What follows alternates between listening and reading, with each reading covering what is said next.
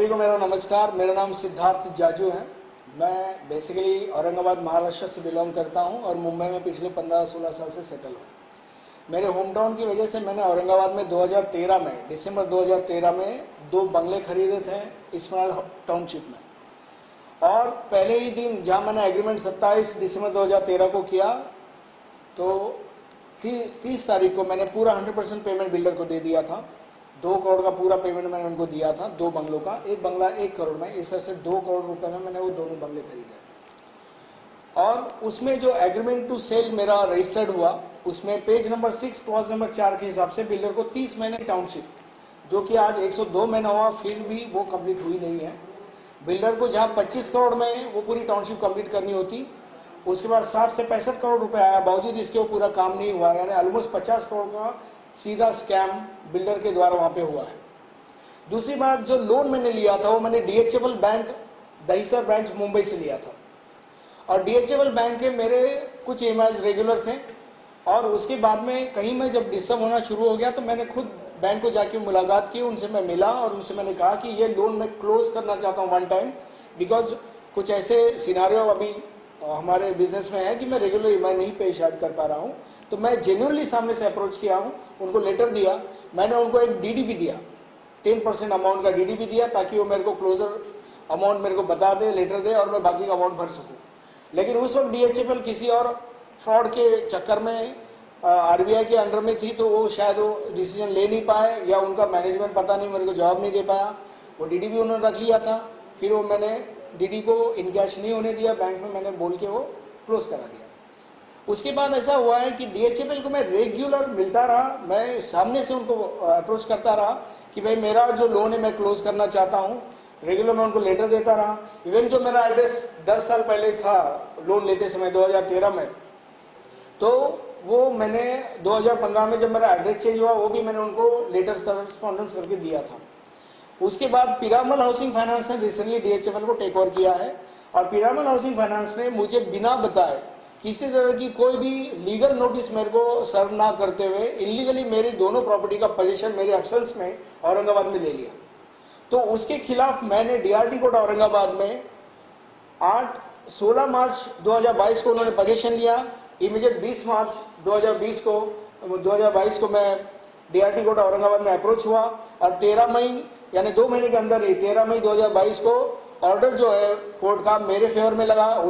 Court ने कहा है कि आपने इलीगली इनकी प्रॉपर्टी का पोजीशन लिया है, तो पिरामल हाउसिंग फाइनेंस सिद्धार्थ जाजू के बंगलों को वापस दे, पोजीशन वापस दे। उसके बाद जो भी प्रोसीडिंग है, जो भी निगोशिएशन आप आपस में कर सकते हो। उसके बाद मैं पिरामल से जाके मिला, मैंने उनके जो रिकवरी हेड है, लीगल हेड है, उनसे बातचीत की, उनको मैंने मेल भी डाला बाकायदा और कहा है कि मैं जो जितना लोन मैंने आपसे लिया है मैं उसमें किसी तरह का कोई सेटलमेंट नहीं करना चाह रहा हूं। जितना मैंने आपसे लोन डिसबर्स लिया है उतना पूरा ही पूरा 2 करोड़ में भरने के लिए तैयार हूं। आप मुझे क्लोजर लेटर दे दें, मैं पैसा भर दूं, क्योंकि मुझे एश्योरेंस की जरूरत है, क्योंकि उसी और मेरा पोजीशन वापस दिया जाए, क्योंकि उसी प्रॉपर्टी को सेल करके मैं आपको पैसा देना चाह रहा हूँ। बट पिरामल हाउसिंग फाइनेंस ने कंटेम्प्ट ऑफ कोर्ट किया है, contempt of court of DRT court, contempt of court high court even though, उन्होंने उनके ऑर्डर को नहीं माना और पोजीशन रिस्टोर नहीं किया, जबकि कोर्ट का ऑर्डर था। उसके बाद मैं थोड़ी और भी कुछ कस्टमर से मिला, तो आज के दौर में पिरामल हाउसिंग फाइनेंस जिसने करीब करीब 60,000 करोड़ के डीएचएफएल को 35,000 करोड़ में टेक ओवर किया है, वो बैंकिंग नॉर्म्स को फॉलो नहीं कर रहे। वो अपनी मनमानी और गुंडागर्दी तरीके से काम किए जा रहे हैं। जबकि हाउसिंग लोन आप सभी जानते हो करीब 7% से पूरे देश में सारे बैंक दे रहे हैं और ये 17% से दे रहे हैं। आपको दिए हुए पेपर में आप देखें तो उसमें आपको दिखेगा 17% से लगभग ये लोग हाउसिंग लोन दे रहे हैं रेगुलर कस्टमर को। इरेगुलर कस्टमर की तो बात छोड़ दी, जो एनपीए उनकी बात अलग है। ये रेगुलर कस्टमर को भी 17% से हाउसिंग लोन का अमाउंट दे रहे हैं। साइमल्टेनियसली सभी जगह पे स्ट्रेट अवे जाके पोजीशन कर रहे हैं। कोर्ट का अगर कोई ऑर्डर भी है तो उसको वो नहीं मान रहे, तो आखिर क्या वजह है कि ये इस तरह से एक्टिविटी वर्क कर रहे हैं।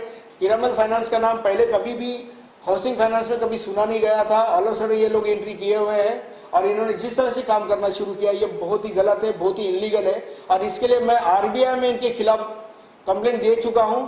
आरबीआई ने कल 15 तारीख को मेरे को जवाब दिया है। जो नेशनल हाउसिंग बैंक दिल्ली से ऑपरेट होती है, हाउसिंग फाइनेंस को ऑपरेट करने वाली बैंक है, उसकी तरफ उन्होंने वो कंप्लेंट आगे की है। यहाँ आप देख सकते हैं, मैंने आपको पेपर भी दिया फर्स्ट पे। तो एनएचबी की तरफ गया। मेरा सेड अवे कंप्लेंट ये है कि पिरामिड हाउसिंग फाइनेंस जैसी गुंडे वाली हरकत करने वाली हाउसिंग फाइनेंस को बंद किया जाए, उनका लाइसेंस रद्द किया जाए और वो लाइसेंस या रिकवरी जो भी है DHFL वाली वो किसी नेशनलाइज्ड बैंक को दिया जाए, एक रेगुलर और जिम्मेदार बैंक को वो ट्रांसफर की जाए। और ये call RBI governor, finance minister देश के ले सकते हैं और हम इसके लिए उनके साथ अप्रोच में है और सेड अवे कोर्ट के द्वारा भी मैं इनके साथ में फाइट में हूं। इसके अलावा बिल्डर ने जो 50 करोड़ का स्कैम किया है उसके लिए ED डिपार्टमेंट में मैंने ऑलरेडी एप्लीकेशन दिया है, उसका रिसीप्ट भी आप ऊपर देख सकते हो, आपको दिए हुए पेपर में मैंने दिया है। तो ये पूरी कहानी है। RBI का गाइडलाइन है 7.6% जो है वो उनका ये होता है, रेवेन्यू होता है। हाँ। और 17% ले रहे हैं, तो कहीं ना कहीं ये भी लगता है कि ये उल्लंघन है कानून का। जी हाँ, पूरी तरह से कानून का उल्लंघन है और कस्टमर के साथ खिलवाड़ है और कहीं ना कहीं कस्टमर को इसके लिए अभी आगे आना है। अब 10 लाख कस्टमर है DHFL के जो अभी ट्रांसफर हुए पीरामल के पास, तो 10 लाख कस्टमर के बारे में गवर्नमेंट को सोचना होगा, RBI को सोचना होगा और पिरामिड हाउसिंग फाइनेंस पे कार्रवाई करनी होगी। औरंगाबाद कोर्ट ने जब आपको आदेश दिया या कहा कि भाई आप क्लोज करना चाहते हो तो क्लोज कर सकते हो, तो उनका इस पर क्या कहना था, क्यों वो लोग क्लोज करना नहीं चाहते हैं यहाँ पर?